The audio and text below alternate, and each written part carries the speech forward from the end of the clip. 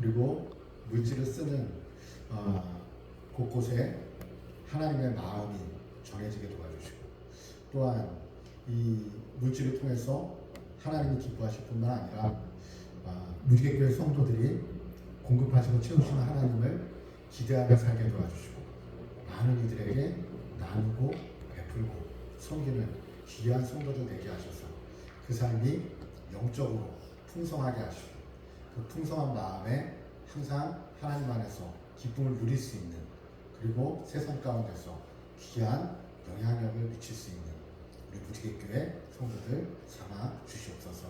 우리와 함께 하심을 감사드리며 예수 그리스도의 이름으로 기도하였습니다. 아멘. 하나님 말씀은 마가복음 2장 1절에서 12절입니다. 마가복음입니다. 수일 후에 예수께서 다시 가버나움으로 들어가시니 집에 계시다는 소문이 들린지라. 많은 사람들이 모여서 문 앞까지로 들어설 자리가 없게 되었는데 예수께서 그들에게 도를 말씀하시더니 사람들이 한 중풍병자를 네 사람에게 메워 가지고 예수께로 올세.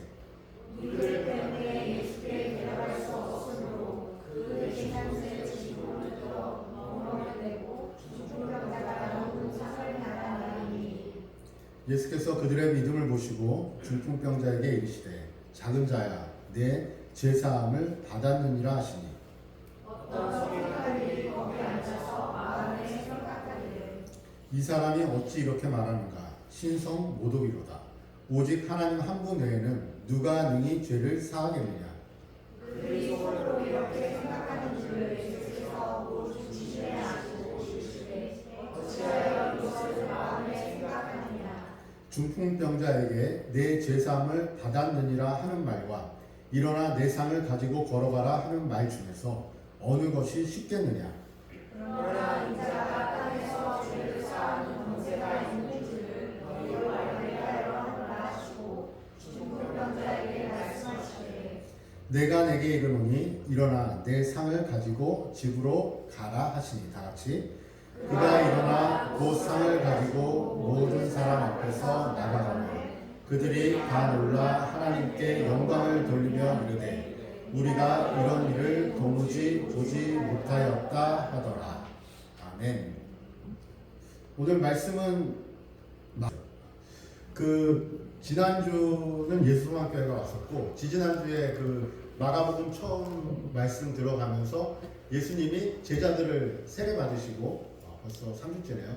예수님이 세례를 받으시고 그 다음에 제자들에게 다가가셔서 40일간 시험 받으시고 금식하시고 시험 받으신 후에 그 다음에 제자들을 찾아가셔서 제자들을 부르시죠. 제자들을 부르시면서 내가 너희로 누가 되게 하리라? 어부가 되게 하리라. 사람을 낳는 어부가 되게 하리라. 그 말씀 기억하시죠? 결론적인 말씀을 기억하시나요? 사람을 낳는 어부는, 물고기는 잡아서 내가 먹기 위해서 물고기를 잡지만, 사람을 낳는 어부는 그 사람을 건져서 내가 유익하는 게 아니라 그 사람을 위해서 그 사람을 낳는 것이다. 그래서 그렇게 되려면 무지개교회라는 이 배는 유람선으로 갈 수 있는 배가 아니다. 무지개교회는 무엇이다? 생명선이 돼야 되고 구조선이 돼야 된다 라고 말씀하시면서 그 마음으로 살아갈 때 진짜 유람선이 되는 거예요. 영적으로. 아멘. 그 말씀 기억하시죠? 그 말씀을 기억하시면서 이제 그러면 그 사람을 낳는 어부는 그 마음가짐이 달라야 돼요. 그래서 물고기를 먹어서 하루 잡고 하루 사는 어부가 아니라 이제는 그 마음가짐이 달라야 되는데, 그래서 2장에서 이것을 쏟아내고 있어요. 그래서 2장에서 이 너무도 중요한 사건이 한 4가지 정도가 한꺼번에 나와요. 그리고 그 중에는 여러분들이 아는 말씀이 그냥 교회를 예수님을 믿지 않아도 아시는 말씀들이 2장에 꽤 많이 나와요. 그 4가지 사건 중에 첫 번째가 무엇이냐면 오늘 이 사건. 예수님이 집에 계실 때 사람들이 몰려들었는데 이 중풍병자의 친구들 4명이 어떻게 하죠? 지붕을 뚫고 그 예수님이 그 말씀을 전하는 그 자리로 그들이 가는 이 사건.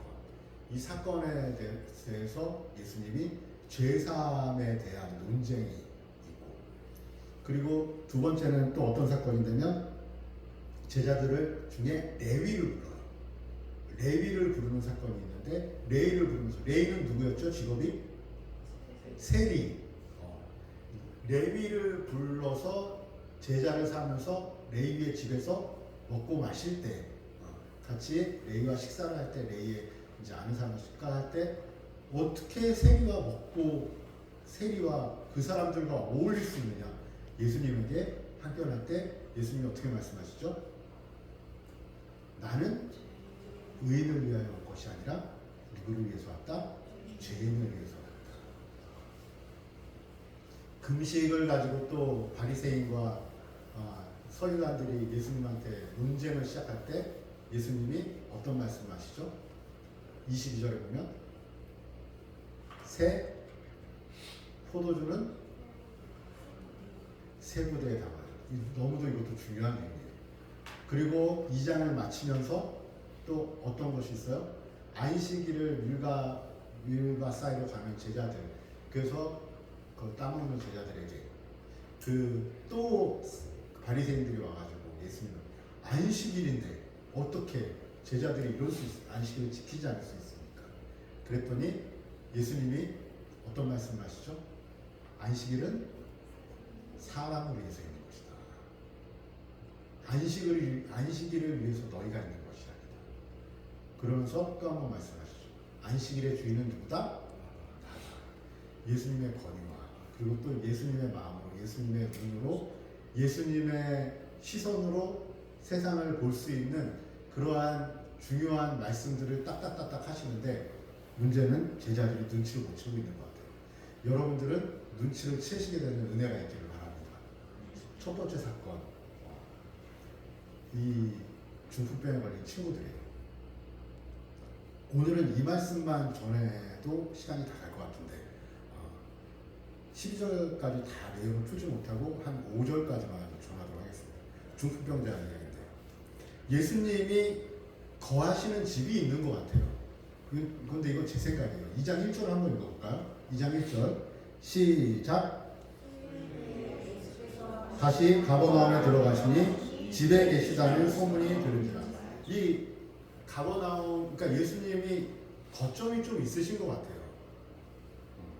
이거는 좀 큰 학자들만 논쟁이 있는 건 아닌데, 거점이 있으시고 여기가 누구의 집인지는 모르겠는데 예수님이 오고 가면서 거점이 있은 집이 있으시다.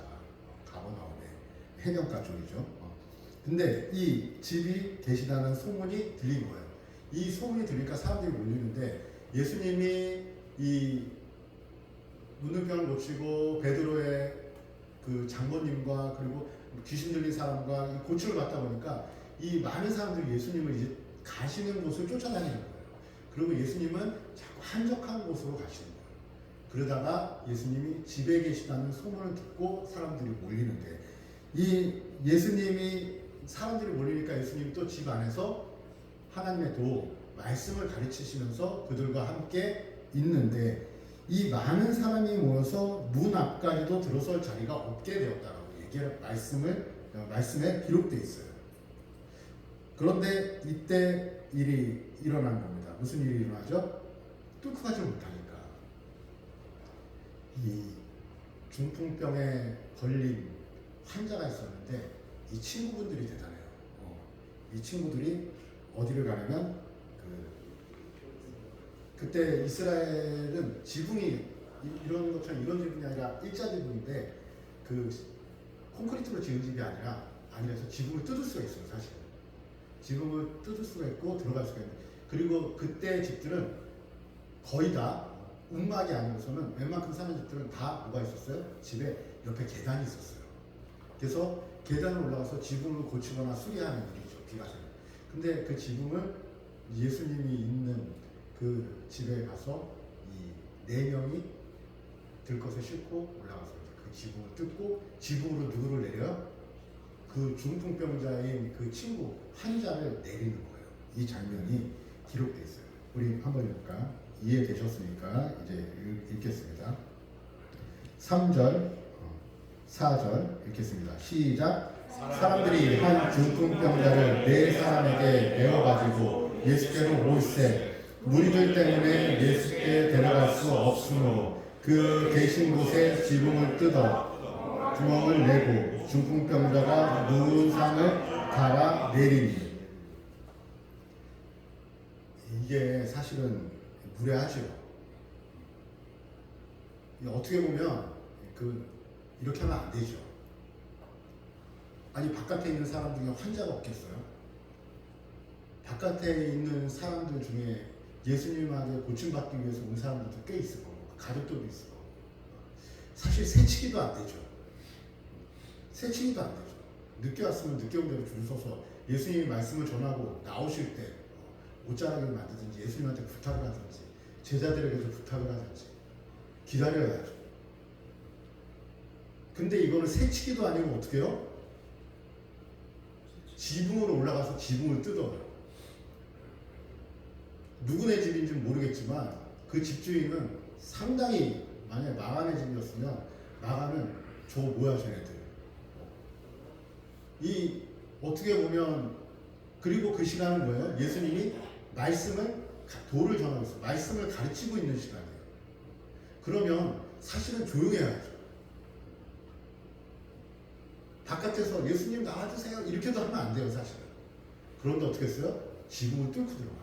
지붕을 뚫고 들어갈 때 조용히 뚫고 들어갈 수 있습니까? 지붕이 뚫리는데 사람들이 다 그냥 황당했겠죠. 예수님이 뭐해? 다 끌고 나가 이러실 수 있잖아요. 제자들이 최소한 제자들이 그렇습니다.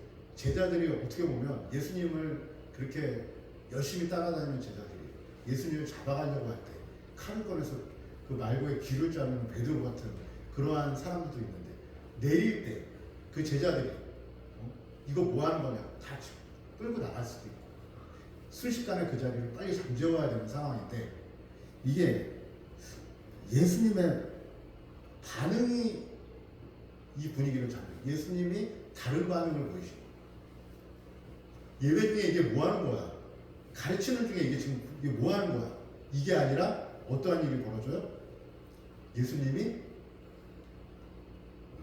나옵니다. 우리 5절 읽겠습니다. 시작. 예수님께서 그들의 미움을 보시고 중풍병자에 이르시되 작은 자야 내 세상을 감당하라 하시니.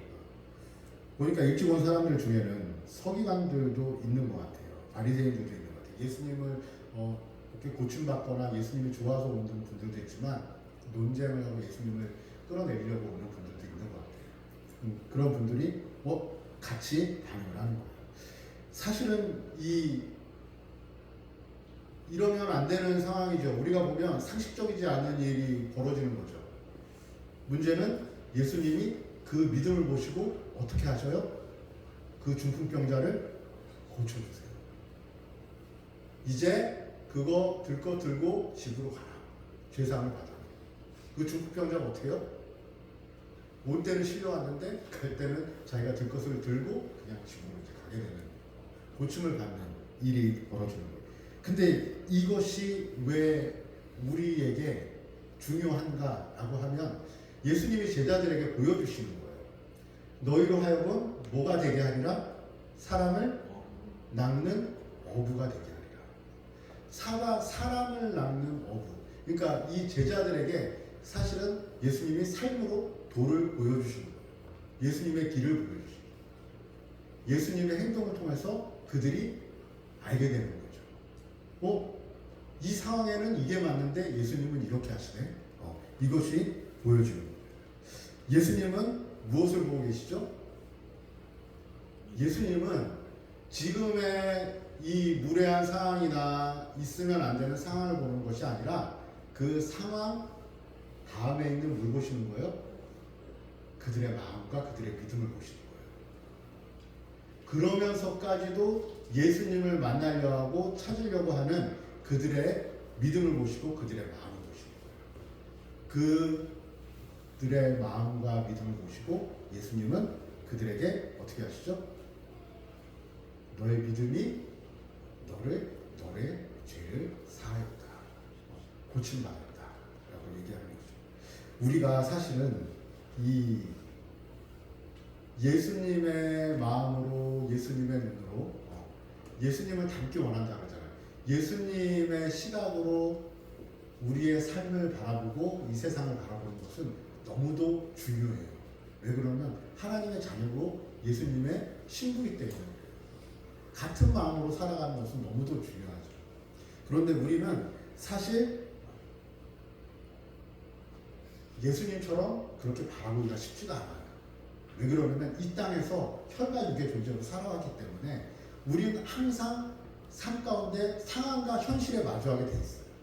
이 상황과 현실을 항상 생각을 하면서 우리는 살아갈 궁리를 하며 살아온 사람들이에요. 우리 이제 여기서 지금 가장 많은 애는 누구죠? 봄인가요? 라연이보다 우리 정이가 있네. 은우가 있네요. 이제 은우도 벌써 무엇을 생각하면 상황에 대한 대처를 생각하는 그러한 나이가 돼요. 초등학교만 해도 그러한 마음. 이런 상황일 때 이렇게 내가 이렇게 해야 우리 아빠가 좋아하신다. 우리 아빠가 좋아해야 내가 오늘 하루를 편하게 넉넉하게 우리 아빠가 챙겨주시는 것을 먹으면서 살아갈 수 있다. 이게 사실은 우리 안에 이제 상황에 따라서 대처하는 이런 것들이 일들이 생기죠. 우리는 계속 현실을 보게 돼 있고 그 상황을 보면서 살아가는 존재들이에요. 상황 파악을 잘하시는 분들은 상황에 대한 대처 능력이 좋으신 분들은 그만큼 어떻게 해요?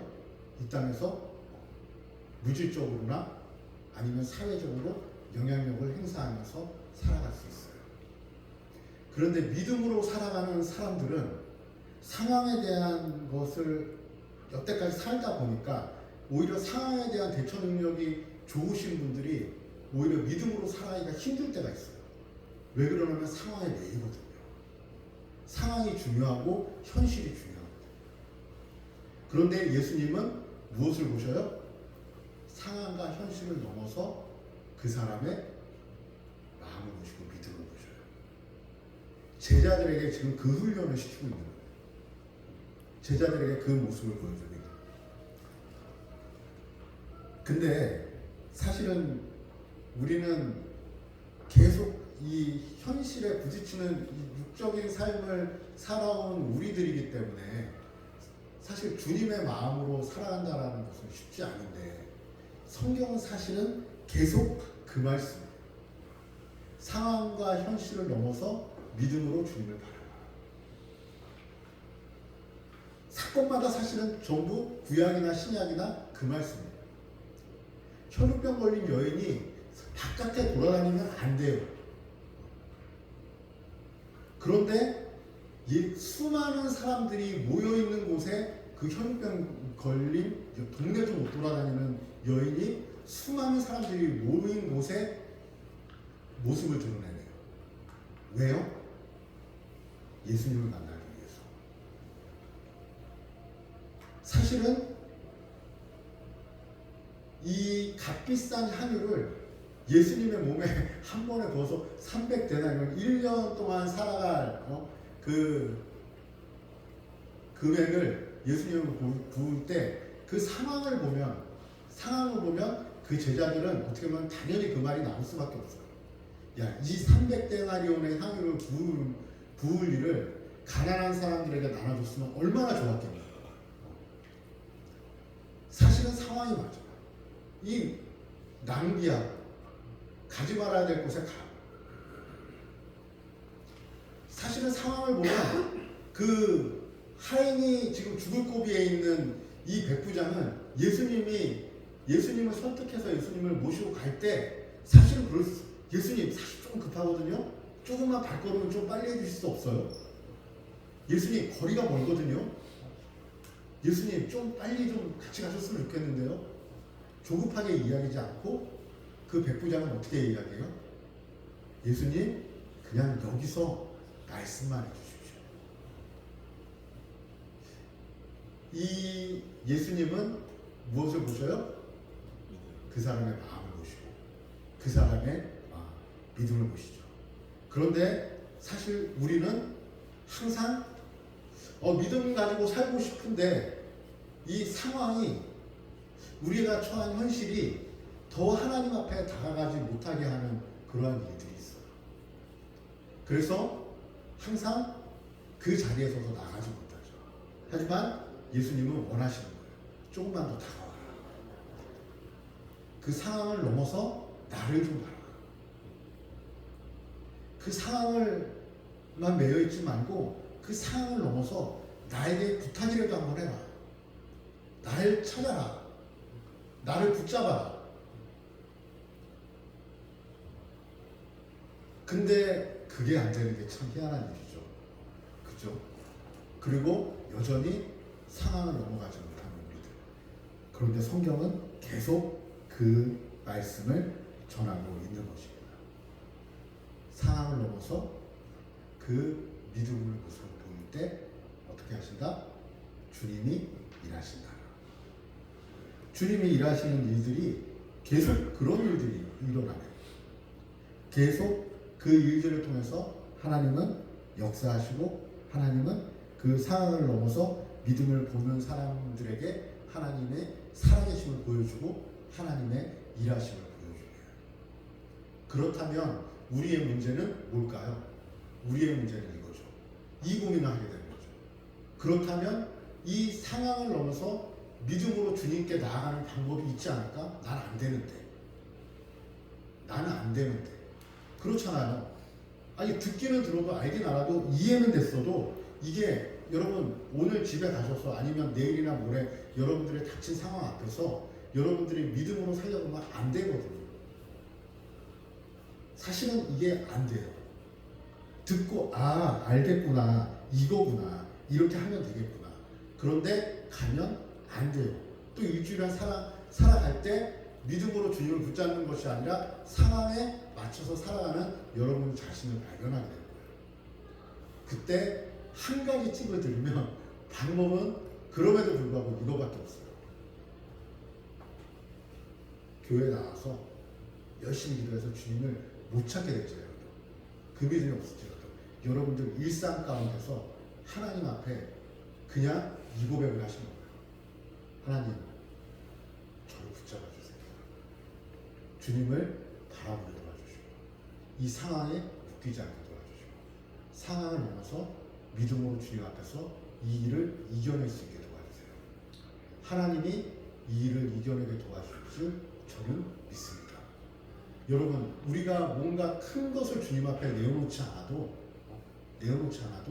일상 가운데서 하나님 앞에 믿음으로 그 고백을 시작해 보시기 바랍니다. 그 고백을 시작할 때 이게 내 의지가 아니라 주님이 주시는 힘을 주님이 일하시는 주님이 역사하시는 그 이상한 현상을 여러분들은 느끼게 되고 누리게 되실 줄 믿습니다. 아멘. 그렇지 않으면 우리는 죽을 때까지 그 믿음을 붙잡는 것이 아니라 이 중풍병자의 친구들처럼 담을 넘어보는 일이 지붕을 넘어가서 지붕에서 내리는 일이 평생 동안 한 번도 없다면 다른 사람들은 예수님을 만났다고 그러고 누린다 그러는데 지붕을 넘어가는 일이 내가 어떻게 줄 서 있는데 저기를 새치기라만 이건 안 되지. 지붕을 어떻게 뚫고 내려가 이건 안 되지.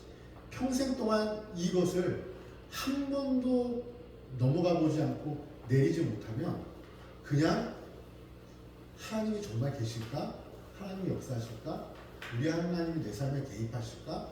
이런 고민을 하다가 평생 동안 그 내리지 못하는 일이 한 번도 없이 그냥 인생을 끝날 수도 있다라는 거 여러분 아시고 믿음으로 넘어가는 일이 일생에 한 번이 아니라 여러분들 일상에 자주 있기를 바랍니다. 지붕을 뚫고 내려가는 일이 가능하면 매일 있기를 바라는데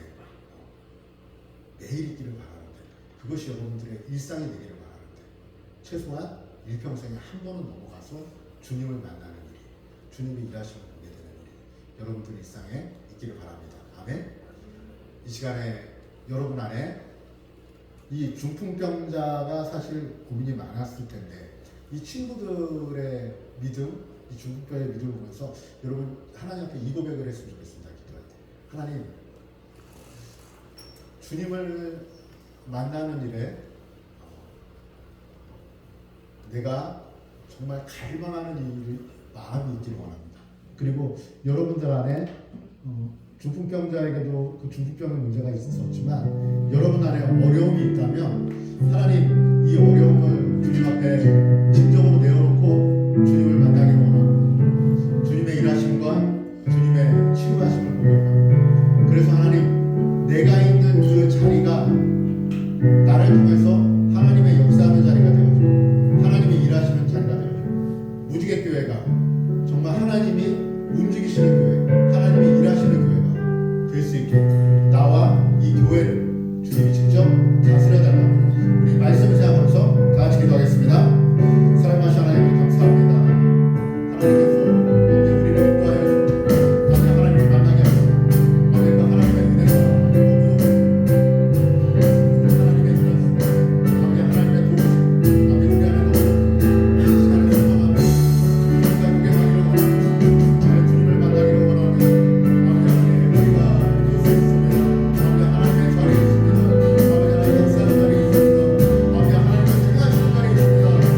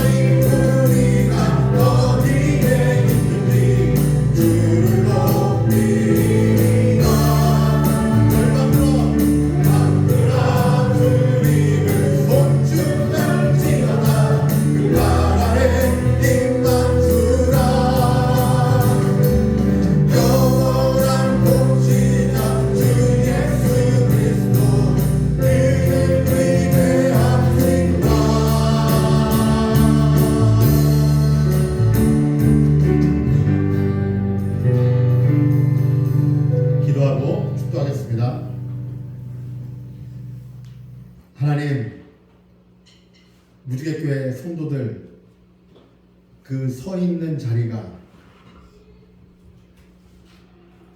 무지개교회 성도들 그 머무는 땅이 축복의 땅이 되어지고 변화의 자리가 되어지기를 원합니다. 상황을 넘어서 보여지는 현실을 넘어서 주님을 더 크게 보고 예수 그리스도를 찾는 믿음의 성도들이 되게 도와주시고 그 믿음의 자리에서 하나님께서 일하시는 그 역사의 현장들을 보기 원하오니 이곳에 있는 한 심령 한 심령 날마다 주님을 찾고 주님을 의지하고 주님과 동행할 수 있는 믿음의 성도들에게 인도하여 주시옵소서.